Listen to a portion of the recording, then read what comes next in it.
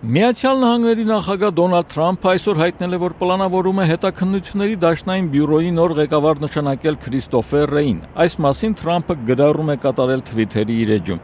Հետաքննությունների դաշնային բյուրոյի նոր տնօրեն եմ առաջադրելու Քրիստոֆեր Ռեյին, մարդ ով անթերի համբավ ունի, մանրամասները շուտով կլինեն, գրել է Թրամփը։ Սիրողական տեսանյութը ցույց է տալիս Փարիզի Աստվածամոր տաճարի մոտ 3 տեղի ունեցած հարձակումը։ Մի մարդ մուրճը ձեռքին հարձակվում է հրապարակում կանգնած 3 ոստիկանի վրա։ Ոստիկաններից մեկը հարվածից վիրավորվել է, մյուսը կրակել հարձակվողի վրա։ Ըստ հաղորդումների 40-ամյա ալժիրցին հարձակման ժամանակ բացականչել է։ Սա Սիրիայի համար է։ Այս միջադեպից հետո Ֆրանսիան որոշել է ուժեղացնել ահաբեկչության դեմ պայքարը, ստեղծելով հակաահաբեկչական գործողությունների նոր ուժեր։ Այդ ուժերը ներառում են հետախուզական բոլոր ծառայությունները, որոնք համակարգելու են հարձակումների արձագանքման գործողությունները։ 2015-ից Ֆրանսիայում իրականացված մի շարք ահաբեկչական հարձակումների արդյունքում ավելի քան 230 մարդ է զոհվել։ Միացյալ Նահանգների ծովային հետևակայինները դուրս են եկել Լատվիայի ափ։ Սա այստեղ անցկացվող Baltops 2017 զորավարժությունների գործողություններից մեկն է։ Զորավարժություններին 14 երկրից մասնակցում են ռազմածովային ուժեր, ավիացիա, հրետանի և ցամաքային հետևակ։ Ընդհանուր առմամբ զորավարժություններում ներգրավված են 50 ռազմանավ, 55 ինքնաթիռ և ավելի քան 4000 զինծառայողներ և սպաներ։ Մշակվում են դեսանտի իջեցման, ծովային հետևակի ափանման, սուզանավերի դեմ գործողություններ, ականների տեղադրման և ականազերծման վարժություններ, փորձարկվում են հակաօդային պաշտպանության համակարգեր։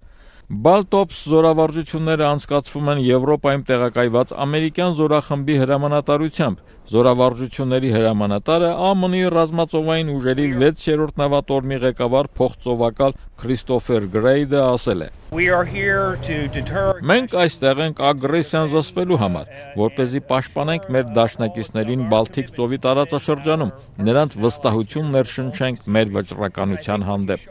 Նախկինում Ռուսաստանը ևս մասնակցում էր Baltops զորավարժություններին, սակայն 2014-ին Ղրիմը բռնակցելուց հետո Ռուսաստանը այլևս չի հրավիրվում։ 2014-ից հետո այս զորավարժությունների նպատակն է պատրաստակամություն ցուցաբերել Բալթյան տարածաշրջանի դաշնակիցներին արևելքի հնարավոր սպառնալիքներից պաշտպանելու համար։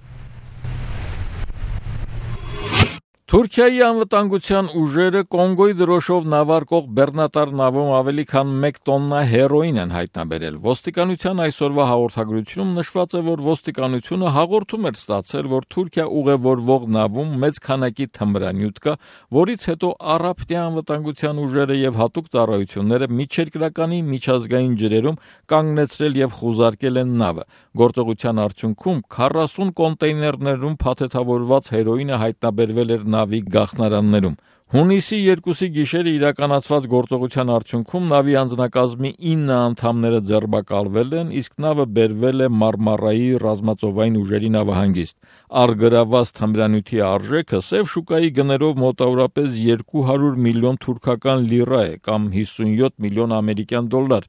Վերջին շրջանում սա Թուրքիայում հայտնաբերված թմրանյութի ամենախոշոր խմբաքանակն է։ Աֆղանստանից Եվրոպա թմրանյութերի մաքսանենգության ճանապարհին Թուրքիան համարվում է տարանցիկ հիմնական ուղիներից մեկը։